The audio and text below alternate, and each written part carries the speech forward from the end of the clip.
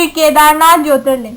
माना जाता है कि केदारनाथ धाम के दर्शन के बिना बद्रीनाथ धाम की यात्रा पूर्ण मानी जाती है। यह ज्योतिर्लिंग पर्वतराज हिमालय की केदार नामक चोटी पर स्थित है। पुराणों एवं शास्त्रों में श्री केदारेश्वर ज्योतिर्लिंग की महिमा का वर्णन बारंबार किया गया है। यहाँ की प्राकृतिक शोभा देखते ही बनती है।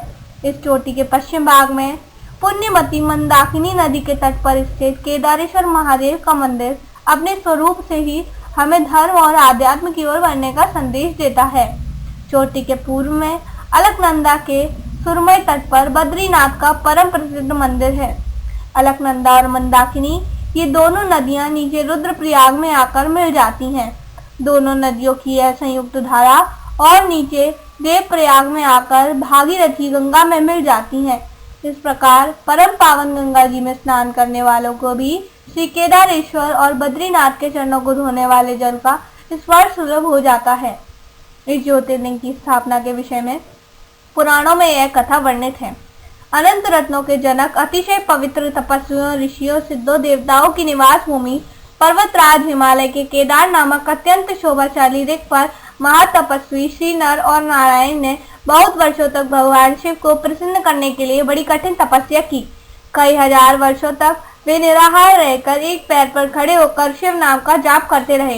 इस तपस्या से सारे लोकों में उनकी चर्चा होने लगी। देवता, ऋषि मुनि, यक्ष, गंधर्व सभी उनकी साधना और संयम की प्रशंसा करने लगे। चराचर के पितामह ब्रह्मा जी और सबका पालन पोषण करने वाले भगवान विष्णु भी महातपस्वी नर और नारायण के तप की भूरी भूरी प्रशंसा करने लगे। अंत में भगवान शंकर जी भी उनकी इस कठिन साधना से प्रसन्न हो उठे। उन्होंने प्रत्यक्ष प्रकट होकर उन दोनों ऋषियों को दर्शन दिए।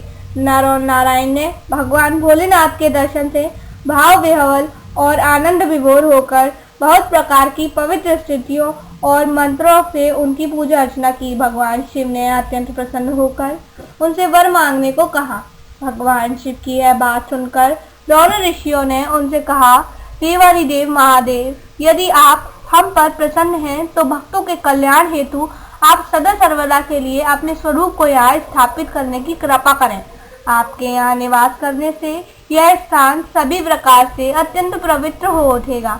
यहाँ आपका दर्शन पूजन करने वाले मनुष्यों को आपकी अविनाशिनी भक्ति प्राप्त हुआ करेगी।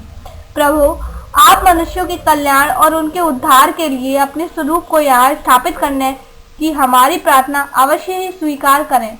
उनकी प्रार्थना सुनकर भगवान शिव ने ज्योतिर्लिंग के रूप में वहां वास करना स्वीकार किया। केदार नामक हिमालय ऋख पर स्थित होने के कारण इस ज्योतिर्लिंग को श्री केदारेश्वर ज्योतिर्लिंग के रूप में जाना जाता है।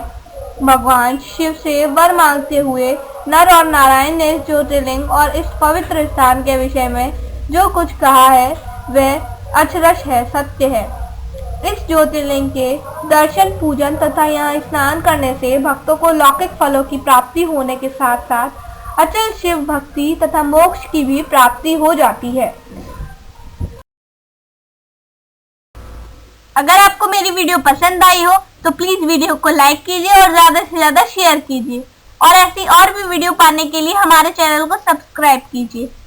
और आप साथ ही हमें कमेंट भी कर सकते हैं ताकि नेक्स्ट वीडियो में हम सुधार कर सकें। धन्यवाद।